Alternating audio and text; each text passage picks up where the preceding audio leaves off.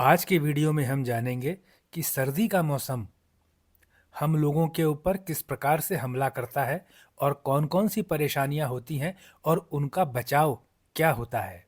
Video छोटा है लेकिन इसमें जानकारी बहुत गहरी है। सर्दी के मौसम में हमें पसीना बहुत कम आता है, इसीलिए हम पानी भी कम पीते हैं। यही कारण है कि सर्दी के मौसम में दूसरे मौसम के मुकाबले हमारा खून ज़्यादा गाढ़ा रहता है। इन्हीं सर्दियों में हमारा जो फिजिकल वर्क है, शारीरिक काम है, वो भी कम रहता है। इसलिए भी सर्दी में हमारी बॉडी का जो टेम्परेचर होता है वो कम रहता है।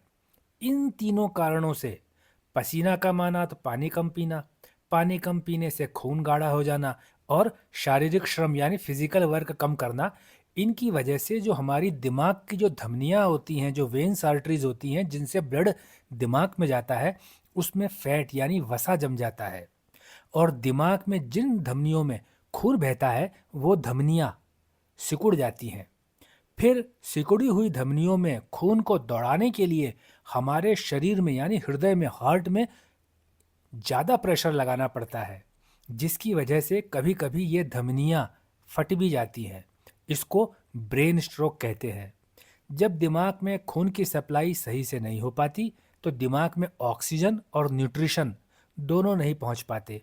इस तरह की दिक्कत होने से हमें कुछ कुछ और ज़्यादा परेशानियों का सामना करना पड़ता है। वो कौन कौन सी हैं? इस तरह से जब धमनियाँ फट जाती हैं तो जो व्यक्ति होता है वह भ्रमित सा हो जाता है, उसे साफ बोलने में दिक्कत आती है, बात को समझने में भी परेशानी होती है, यहाँ तक कि उस व्यक्ति की मुस्कुराहट भी एक तरफ की दाईं या बाईं आधी रह जाती है, क्योंकि मुंह का एक हिस्सा काम करना बंद कर देता है।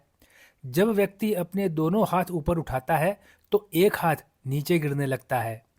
ऐसे में व्यक्ति को दोहरा या तिहरा दिखाई देने लगता है, एक ही व्यक्ति 2 या 3 दिखाई देने लगते हैं।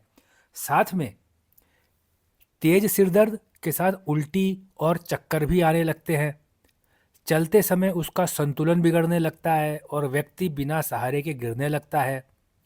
यदि सर्दियों में किसी भी व्यक्ति को ऐसे लक्षण दिखाई दें तो उस व्यक्ति को तुरंत डॉक्टर के पास पहुंचाना चाहिए। अब ऐसे लक्षण हमारे अंदर पैदा ना हो तो उसके लिए हमें किन किन बातों का ध्यान रखना है। घर से बाहर जाते समय हाथ, पैर और सिर को अच्छी तरह से ढक कर रखा जाए। साथ में जब हम घर के अंदर हों तो भी सर्दी से बचना बहुत ज़रूरी है। थोड़े थोड़े समय पर पानी पीते रहना चाहिए, क्योंकि सर्दी का डिहाइड्रेशन बहुत नुकसान करता है। साथ में शरीर को गर्म रखने के लिए रेगुलर एक्सरसाइज करते रहना चाहिए। इसके अलावा धूप के अंदर ज़्यादा समय बिताने की प्रयास करना चाहिए।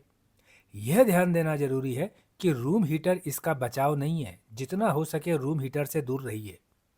जब हम ज़्यादा ठंडे पानी में देर तक काम करते हैं तो हमारे बॉडी का टेम्परेचर कम होने लगता है।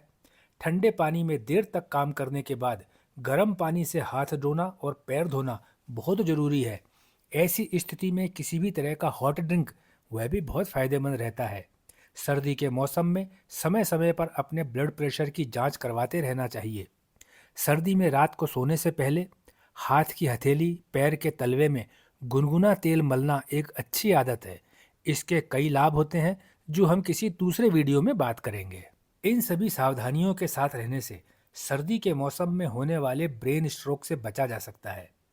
किसी भी तरह की समस्या आने पर तुरंत चिकित्सक की सलाह लेना बहुत जरूरी है।